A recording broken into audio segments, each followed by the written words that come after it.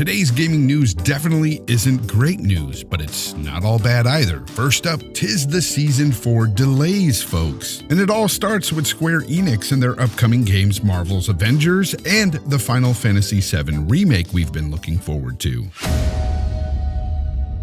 Now, Marvel's Avengers will be pushed back all the way to September 4th, while the Final Fantasy VII remake will be delayed by 1 month, moving from the original date of March 3rd to now April 10th. Now, this Square Enix double whammy seems to be due to the games just needing extra polish. And I say take your time, because one thing this generation has showed us is a whole new world of gaming I no longer want to be a part of.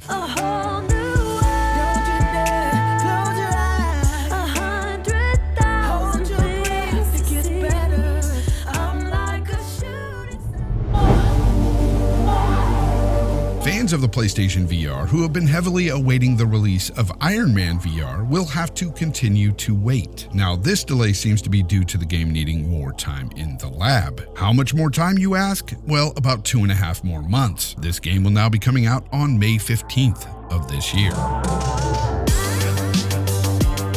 We're not done with the delays just yet, folks. This one coming by way of CD Projekt Red themselves. Say it ain't so. Yes, it is so. Cyberpunk 2077 will be delayed until September 17th, 2020. Of course, this is a 5-month delay, folks, and the original date was April 16, 2020. And honestly, I've said in earlier videos that I felt that it may get delayed, considering how ambitious this title is. And honestly, folks, with all the hype surrounding this game, CDPR needs to make sure it's in top form. And this is what they had to say on their official Twitter page. We have important news regarding Cyberpunk 2077's release date we'd like to share with you today. Cyberpunk 2077 won't make the April release window, and we're moving the launch date to September 17th, 2020. We are currently at a stage where the game is complete and playable, but there's still work to be done. Night City is massive, full of stories, content, and places to visit, but due to the sheer scale and complexity of it all, we need more time to finish playtesting, fixing, and polishing.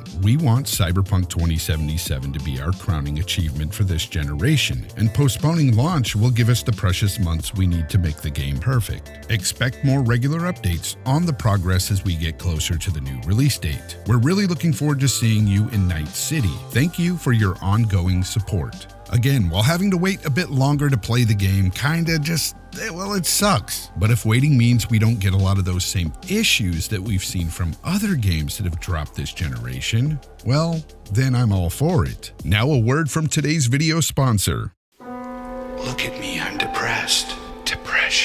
Depression. Look at me. Nobody loves you. Nobody loves you. Nobody loves me. I'm a complete loser. Depression. Look at me. Smell me.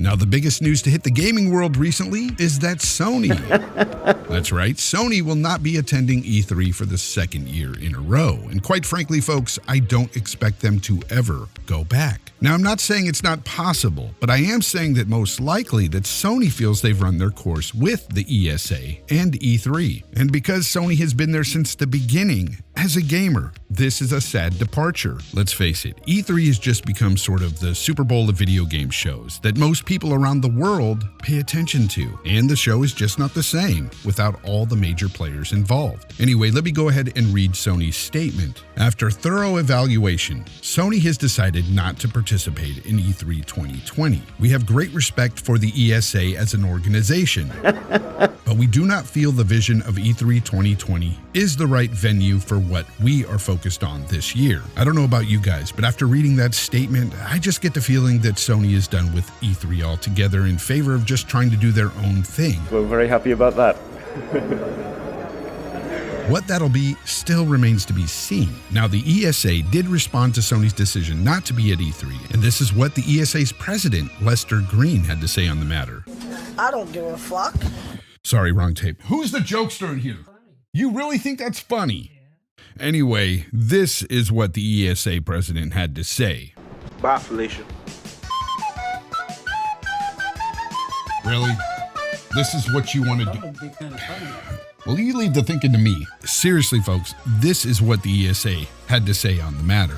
E3 is a signature event, celebrating the video game industry and showcasing the people, brands, and innovation redefining entertainment loved by billions of people around the world. E3 2020 will be an exciting high-energy show featuring new experiences, partners, exhibitor spaces, activations, and programming that will entertain new and veteran attendees alike. Exhibitor interest in our new activations is gaining the attention of brands that view E3 as a key opportunity to connect with video game fans worldwide. While the statement didn't mention Sony at all, it does kind of read as if they just wanted to say, "Don't let the door hit you in the vagina on the way out." But seriously, of course to the ESA, the show must go on. But Sony dropping out has had a lot of gamers debating whether or not Sony needs E3 at all. And my personal opinion is no. I don't think any of these big companies need E3. But as a gamer, I want them at E3. Again, the show just isn't the same without all the major players involved. Now to these companies, I could definitely see the business side of this decision. Sony can have their own show, get just as much coverage, and for a much cheaper cost. I mean, let's face it, as much as us gamers love to watch E3 year after year, as much as it stays relevant to us, the gamer, you have to admit that with the advent of social media and its continued growth year by year, that it does indeed affect E3, and essentially E3 becomes more irrelevant every year to these companies. Not to the gamer, but to them. But I still want them there. But I get why Sony's not there. That said, I do believe it sucks for their fans, especially those that were looking forward to attending the show, and especially because this was a console launch year. It would have made for one hell of an E3 show. And I know what you're thinking right now. I may sound a bit bitter. A bit bitter. A little bitter? Yeah.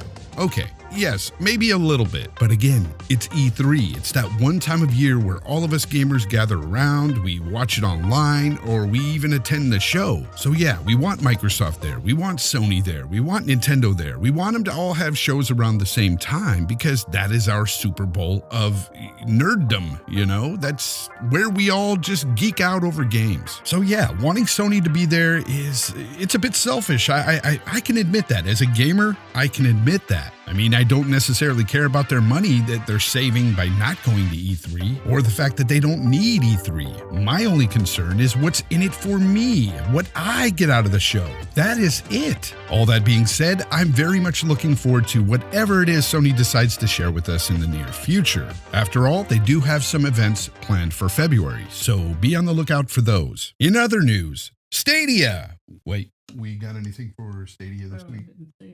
Nope, still sucks. And just like that, that is your gaming news of the week, and I'd like to thank each and every one of you for taking the time to view this video, and I'd like to remind those of you that actually like this video, please don't forget to hit that like button and share it out with all your friends. And to those of you that may be new here, you've come at just the right time. You see, I'm currently running a sale on a subscription to this channel right here. If you act now, for the low price of absolutely free, you too can become a subscriber of this channel right here. So don't forget to hit that subscribe button, and I'll see you next time. Until then, try to be the best possible you, be kind to one another, and of course, as always, game on.